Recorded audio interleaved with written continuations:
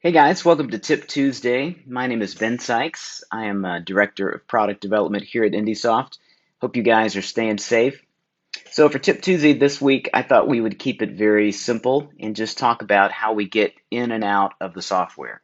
If you use IndySoft a lot, then you're probably doing a lot of repeated logins to IndySoft. So I thought we'd look at just how to make that process as quick as possible, but also keep it secure. So to do that, let's pull up Profile Manager. So as system admins and Profile Manager, this is where we can control some of these options. So we'll go to the Management menu and then Password Settings. So some of the settings here on the top have been in the software for a while, so you probably already know about these. So I thought today let's just highlight a few of these options that are fairly new in version 12. So one option that's been in the software for years, but let me just mention this so we can compare it to some of the new stuff. We have the option on the database level to require an NT authentication for login. So that simply means that we're going to take whatever username is currently being used in Windows and see if that username exists exactly as a login to IndySoft. And if so, we'll take that Windows authentication and allow that access into IndySoft without having to type a password. So currently, my workstation in Windows is set up as IndySoft Dev. So since I have an exact username in IndySoft for IndySoft Dev, then it's going to allow me direct access into IndySoft. So then, as I try to go to the login screen with IndySoft, you'll notice it just blips right by because I was using NT authentication. So that's one way to quickly skip uh, our normal login screen. And keep in mind, you can do the same NT authentication setting from database settings. So if you want to turn that on workstation specific, then do it in database settings. Or if you want to require everyone in the system to use that authentication, then you can turn it on in Profile Manager. But the newer options that I want to look at today are down here. So the first one's really simple. That just says, do you want to close IndySoft after each logout? So that's just an extra security feature that we've added in. So once you've logged into the software,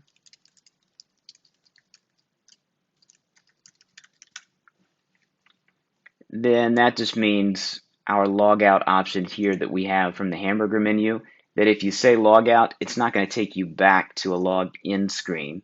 It's simply going to completely exit out of the software. So sometimes that's a preference. But let's look at a couple of these options down here on the very bottom that are somewhat new. The first one is allow login from email address or username. So that one is exactly as you would expect. To demonstrate this, my IndySoft username is pointed towards my email. So if we have this option turned on, then we go to the login screen here. You'll notice the caption changes here. So I could type in IndySoft and then my password because IndySoft is my username. Or instead, if it's easier for me to remember, I could type in my email address and then my password. So you'll notice there I typed a few characters and it was going uppercase on me. That's just we're trying to do some searching on the items that are in this list here, and the first few characters that I had matched a user that was in this list. But as you keep typing, it'll remember the characters that you've typed in, and then you'll see your regular email address. So if you prefer all of your logins to be email based and you just figure that's the way people are going to typically remember to type, then you might want to go into password settings here and hide the username list when logging in. So then you don't have that drop down list that's always being matched also. So if you want to go down that route and allow people to log in potentially with their email address also, then it's best that the email addresses in your system will be unique across all of your logins that you have set up in Profile Manager. So when you have this option turned on, there's a nice button that we've added for review email addresses. So this is giving you a listing of all of the distinct usernames that are in Profile Manager, and it's joining in the related employees for each username. So always a one-to-one relationship in IndySoft between employees and usernames. And then each employee, like as would exist in the Add Edit Employees wizard from the main screen, each employee has an email address that's associated with it.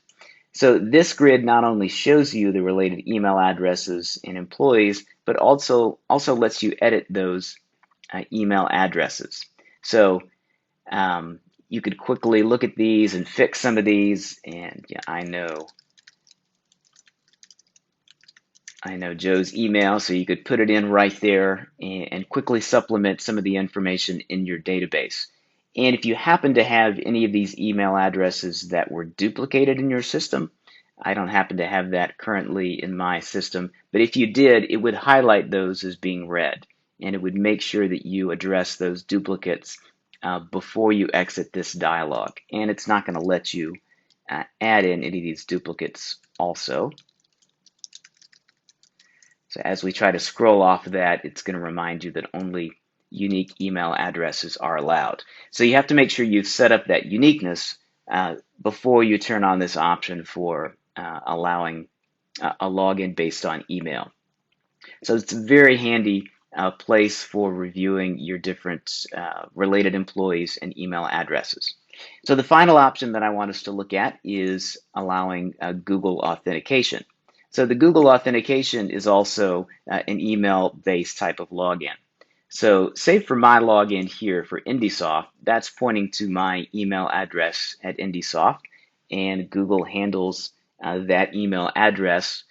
So since that's true, Google has its own authentication system that can be done, like an OAuth type of authentication. So now that same OAuth authentication is included in the IndySoft main screen. So just turn on this Google authentication option, and now when I go to log in to my main screen, it's going to request an authentication from Google. So I'm going to see this particular screen pop up in my browser only because this is the very first time that I've done this. So it'll first ask you to confirm your account. You might have multiple Gmail addresses that you've hit from this particular browser. So if you have a current authentication that's done in Google, so recently you've input your credentials to Google and that's been saved in your browser, then you'll see that screen that flashed for a second that said the authentication was successful. And then after a second, it'll take you to just the IndySoft homepage. But as soon as that happened, you'll notice behind the scenes, we were automatically brought into IndySoft. So just quickly switch over there and you don't have to do any login into the main screen. So if I had not had current authentication credentials input in my browser for Google, I might have seen an extra step there that asked me to enter in my Google credentials. Or however you have your authentication set up with Google, maybe two-factor authentication, all of that is handled by Google at that moment. And when Google says, yes, this is a valid token, it passes that token on to IndySoft. We validate the token as coming from Google, and then we interrogate that token to get the related email address. We match the email address to an employee, which tells us the username, lets you log into the software. We just did 5 steps to save you from having to type in a password, but we know you guys appreciate that. So once you've done that, then as you do repeated logins, as long as that Google token stays active, then it'll behave basically like an NT authentication. It'll just send you right in without having to do any future typing of your password. So say you've used the Google authentication and at some point in the day you want to pull over another employee and you ask them to log in and you want them to perform something on the same workstation. So if you want to allow access on your workstation but not forget your current Google authentication, then we've added a new menu option here for log out and reprompt for user. So that just takes you back to the login screen, but doesn't automatically assume that you want to authenticate with your saved Google authentication. So here you could type in and log in as someone else. So say you've done that a couple times, allowed a few other people to log in at your workstation, and now you want to jump into the Google Authentication. So you could simply press this new button we have that is visible when the Google Authentication mode is turned on. That gets your current Google Authentication from your browser, matches that up, and sends you right back in. So behind the scenes, IndySoft is memorizing these tokens and how they're associated back with IndySoft logins. So if you ever want to forget that, and maybe like you've sent your laptop over to someone else who is now gonna own that, and they've got different email address that they're associated with a different Google authentication, or maybe you know you're going to be away from your computer for a while and you just want all that authentication to be forgotten, then there is another menu option for that that would say log out Google authentication. So that does a log out of the software, but it also instructs IndySoft to forget your current Google authentication token type of information. So that the next time that you log in, you're going to have to go through that process again of requesting another token from Google. So that also takes you back to the login screen. And here, if we press this Google login, then we're going to need to go back to the browser, get a new token from Google. But it takes us right back in as soon as we've done that process. So that's it. I hope that was helpful, and I hope you guys have a great rest of your week. Thanks.